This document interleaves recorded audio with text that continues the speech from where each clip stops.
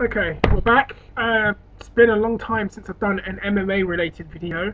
I've been quite ill actually. I barely had a voice for a few weeks.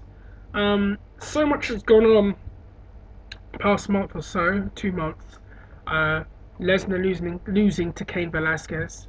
I wasn't too surprised by that. WEC and UFC finally merging and more or less adding 2 new weight classes to the UFC. Strikeforce had a card not too long ago.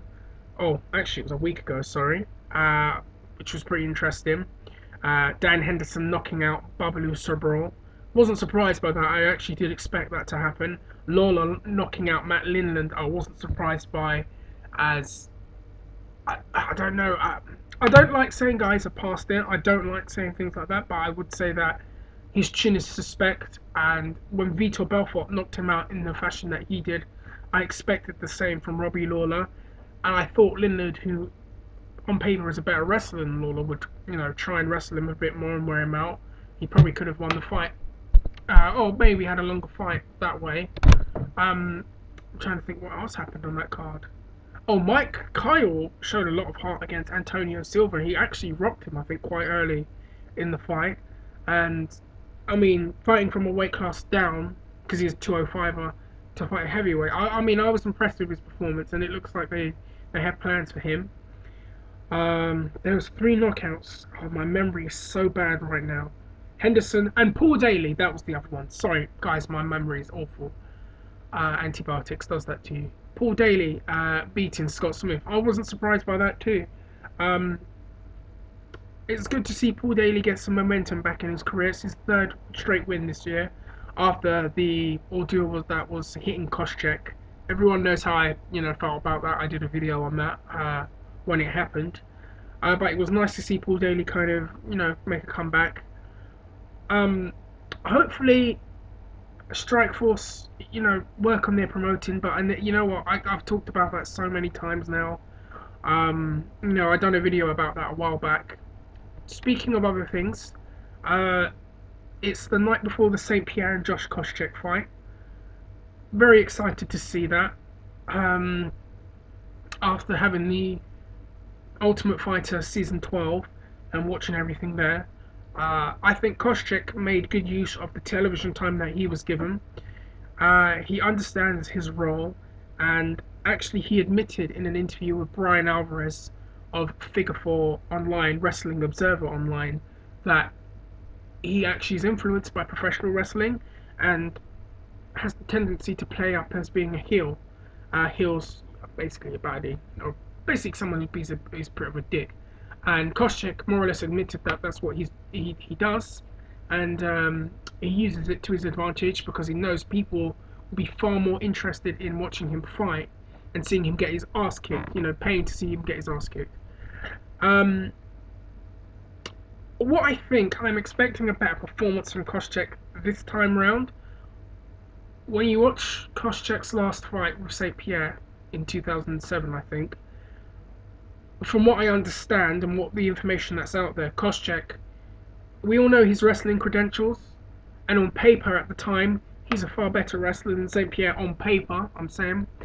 And I know that he knew that, and he just trained the kickboxing and the jiu-jitsu aspect very, very heavily for a long time, and he more or less didn't train his wrestling as much, and he wasn't expected to be taken down by St. Pierre, and I don't think mentally he was prepared for St. Pierre to be able to out-wrestle him.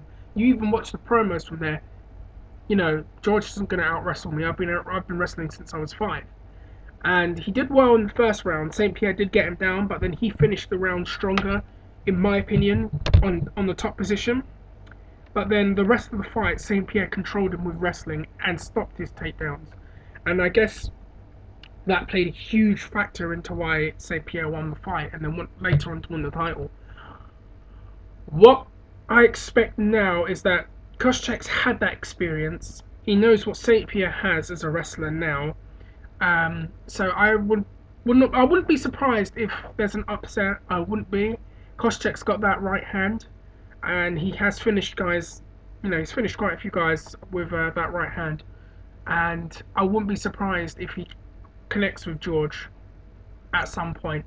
I think there's a lot of pressure on George, actually more so than Koscheck, because a lot of people have been critical of St. Pierre and actually the Greg Jackson fight camp and their safe fights.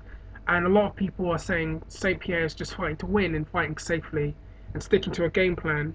And on the one hand, that's good, but fans and fighters are critical of him, saying he's not coming to finish these fights. He's not, I think there's a lot of pressure on him to finish this fight, and that might play a factor. We do know that sometimes St. Pierre can be shaken mentally, and it happened when he fought Matt Serra. Um, and it's in his hometown too. So to add to that, you just don't know. But then again, as of late, St. Pierre embraces this nervousness. He's even said it, and he uses that to channel him in fights. So who knows? The other fight on that card, Thiago Alves and John Howard, I'm looking forward to.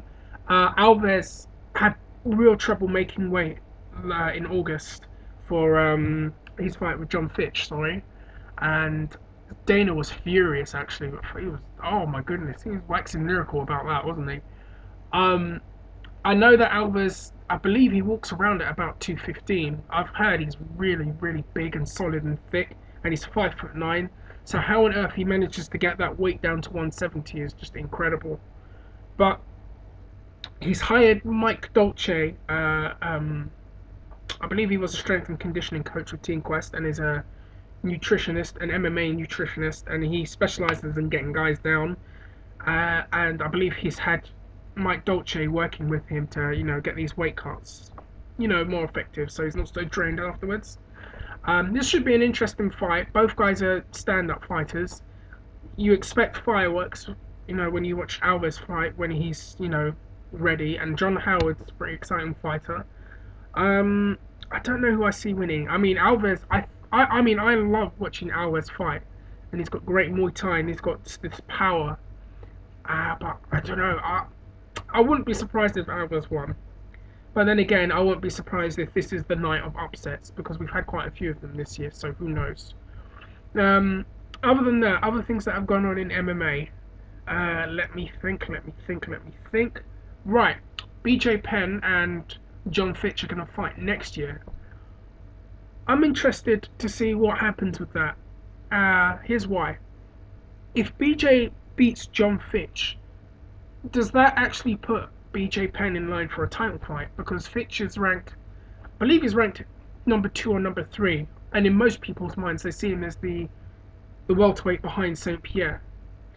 And if BJ beats him, does that put him in line for a shot? But then again, on the other hand, if Fitch beats him, the UFC cannot deny Fitch his shot at St. Pierre. Because that's... Sorry, eight before I started. That's going to mean that's Fitch's maybe 5th or 6th straight win, I think, since his last loss to St. Pierre. And I think there's a lot of pressure on Fitch to finish fights now. And a lot of people say the same thing with Fitch. He fights safely and he fights to the decision. He doesn't fight to, he doesn't work to finish a fight. But then again, I don't know if that's a confidence thing with Fitch, because I did see an interview. No, actually on a video blog.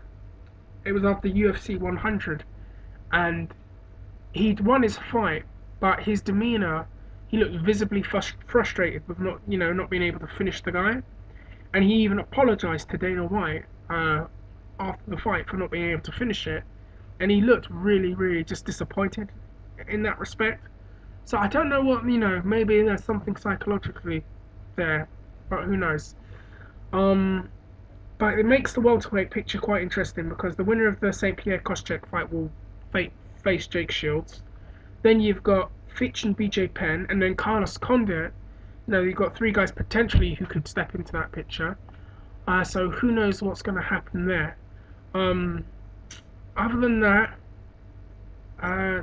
not much else to talk about. Maybe it's because my memory is really scatty right now and it's like 20 past 12. Other than that, I just want to wish everyone well and hope everyone's doing well. Anyone out there who is interested in watching MMA, like instructional videos and things like that, there's some guys called Team Submission Inc. on YouTube. Go down there, have a look at what they do, show some support, show some love. And also, it's good to see Jake Martin back. Haven't seen him in a while, and he did prediction video not too long ago, about 2 days ago, about the UFC card. So if anyone wants more of a thorough, detailed predictions vid, head down to him. Other than that, I shall be back very, very soon because I've got quite a few MMA videos to do. I probably will do a year in review of MMA and professional wrestling for all the people who want that. And let me know what you think. Show your support, add your comments, ask questions or anything. I'll be happy to answer them. And I will be back later this weekend. Enjoy the fights. The fuck, that's Mike Stracker's line. Sorry. Bye.